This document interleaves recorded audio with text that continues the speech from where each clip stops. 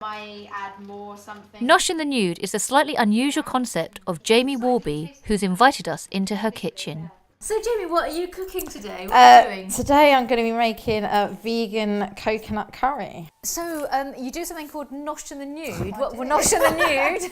How could you miss this? What is Nosh in the Nude, and what's behind this name then? So Nosh in the Nude is the name of my blog. Right. Took me about 2 months to actually come up with a name because it had to be right. I wasn't going to settle with a name that I felt half-heartedly about. Yeah.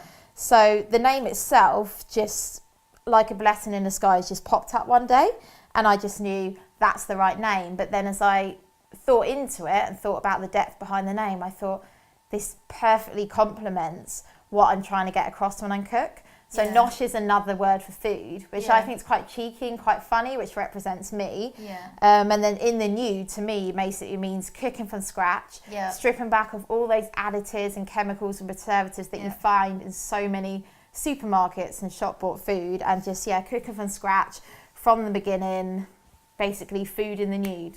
The one I'm using is actually a nice Spanish olive oil, so it's still able to get up to a high heat. And coat the veggies nicely. What did you put in your stock then? What's This stock I made a few days ago and I froze it down. It's got carrots, parsnips, well not anymore, that's what I put in before and then drained it and took it out.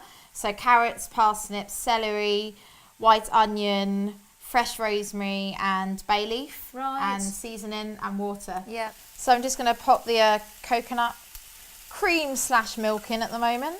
Always solidifies at the top, and then there's a lot more watery at the bottom.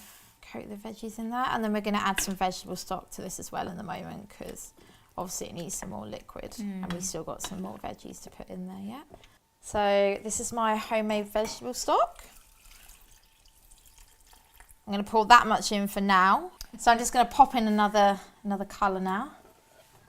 Some lovely courgettes.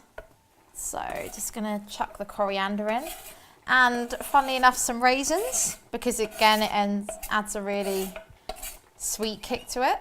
Nutmegs in here, I think some ginger, so it's a bit more spicy than the Spices are good for you, others. Oh, they're so good for you.